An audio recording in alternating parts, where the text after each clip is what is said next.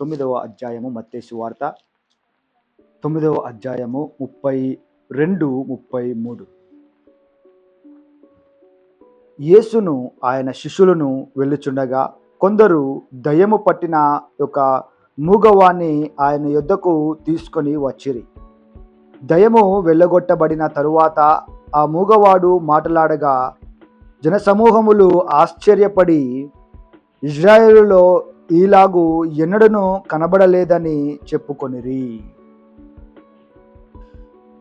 అయితే ఇక్కడ ఏం జరిగిందంటే యేసు ప్రభువారు అనేక అద్భుత కార్యములు, ఆశ్చర్య కార్యములు, స్వస్థతలు జరిగిస్తుండగా ఇజ్రాయేల్ అనే ప్రాంతంలో ఆయన జన్మించి అక్కడ 33 సంవత్సరాలుగా ఆయన 30 నుండి 33 సంవత్సరాలు ఆయన పరిచర్య చేశాడు. అనేకులను స్వస్థపరుస్తూ, దేవుని రాజ్యం గురించి చెప్తూ, పరలోక రాజ్యం ఉందని చెప్తూ, అనేక కార్యములను, స్వస్థతలు జరిగిస్తూ దేవుని రాజ్యంలోకి వెళ్ళాలని అనేకులను బాగు చేస్తున్నాడు.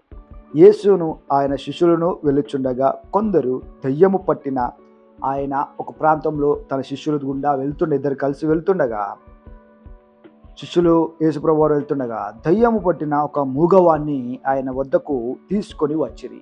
దయ్యం పట్టిన ఒక మూగవాణ్ణి యేసుప్రభు వద్దకు తీసుకొని వచ్చారు. దయ్యము వెళ్ళగొట్టబడిన తరువాత ఆ మూగవాడు మాటలాడగా జనసమూహంలో ఆశ్చర్యపడి, ఇజ్రాయేలులో ఇలాగూ ఎన్నడూనూ కనబడలేదని చెప్పుకొనిరి. అంటే ఆయన చేసిన కార్యం ఏ విధంగా ఉందంటే, ఆ దయ్యము వెళ్ళగొట్టి ఆ మూగవాడు మాట్లాడుచున్నాడు. దయ్యమును ఆయన వెళ్ళగొట్టాడు. దయ్యం వెళ్ళిపోమనగానే అది వెళ్ళిపోయింది. తర్వాత ఆ మూగవాడు మాట్లాడుచున్నాడు, అనగా ఆయన స్వస్థపరిచాడు, ఆయన దయ్యమును వెళ్ళగొట్టాడు. ఈ కార్యములు వారు చూసి, ఇక్కడ ఇజ్రాయేల్ వారందరూ చూసి అక్కడ ఉన్నవారు ఆశ్చర్యపోయారు.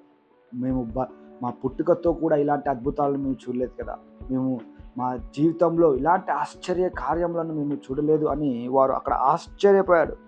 ఇజ్రాయేల్లో ఇలాగూ ఎన్నడూనూ కనబడలేదని చెప్పుకొనిరి. అంటే ఇలాంటి కార్యములను దేవుడు మన పట్ల జరిగించాలని ఆయన ఆశపడుతున్నాడు. ఇజ్రాయేల్లో ఎప్పటికీ చూడని, అంటే నీ జీవితంలో ఎప్పటికీ చూడని ఆశ్చర్య కార్యములు, నీ జీవితంలో ఎన్నడూ నువ్వు చూడని గొప్ప అద్భుతాలను దేవుడు చేయడానికి సిద్ధంగా ఉన్నాడు.